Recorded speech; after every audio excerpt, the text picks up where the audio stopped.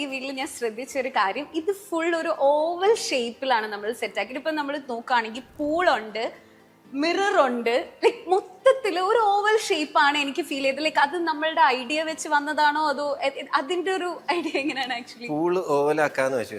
Square ആക്കുമ്പോഴത്തേക്ക് അല്ല rectangle ആക്കുമ്പോൾ കുറച്ചുകൂടെ സ്പേസ് പോവും. ഇതാകുമ്പോൾ ഇങ്ങനെ ആക്കാലോ എന്ന് വിചാരിച്ചു. ഓക്കെ. അപ്പൊ തന്നെ നമ്മുടെ ആർക്കിടെക്ട് വന്ന് പറഞ്ഞു ഞങ്ങളുടെ അടുത്ത് ഇതുപോലെ ചെയ്ത് കഴിഞ്ഞ് കഴിഞ്ഞാൽ എക്സ്പെൻസ് ഒരുപാട് കൂടും. സത്യമായിരുന്നു പിന്നെ മനസ്സിലായി. ഓരോ സ്ഥലത്തും ഇത് ചെയ്യുമ്പോഴത്തേക്ക് ഭയങ്കര എക്സ്പെൻസ്. ആ ഗ്ലാസ് ഒക്കെ കർവ് ചെയ്ത് ചെയ്യാനായിട്ട് മറ്റേതിന്റെ ഒരു 2 times എങ്കിലും എക്സ്പെൻസ് വരും. അങ്ങനെ ഉണ്ട്. ബട്ട് സ്റ്റിൽ വെറുതെ എല്ലാം പെട്ടി കൊണ്ടിരുന്ന് കഴിഞ്ഞാൽ ഒരു ഭംഗിയില്ലല്ലോ, എന്തെങ്കിലും ഒരു ഇത് വേണ്ടേ, അങ്ങനെ ചെയ്തതാ.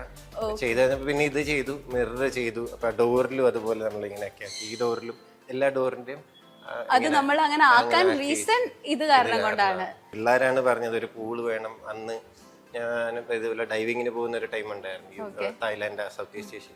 അപ്പൊ അവിടെ മിക്കവാറും ഇത് പോയി അന്ന് കൊച്ചായിരുന്നു പിള്ളേർ, 5 വയസ്സ് 3 വയസ്സേ ഉള്ളൂ.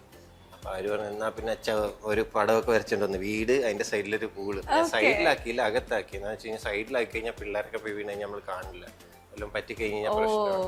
ഇവിടെ ആകുമ്പോഴത്തേക്ക് എവിടെ നിന്നാണേലും ആൾ നോട്ടം ഉണ്ടാവും. അടുക്കളയിൽ നിന്നാണേലും നമ്മുടെ ബെഡ്റൂമിൽ നിന്നാണെങ്കിലും ഇവിടെ ആരെങ്കിലും ഉണ്ടെങ്കിലും മുകളിലുണ്ടെങ്കിലും എല്ലാം നോട്ടം കിട്ടും.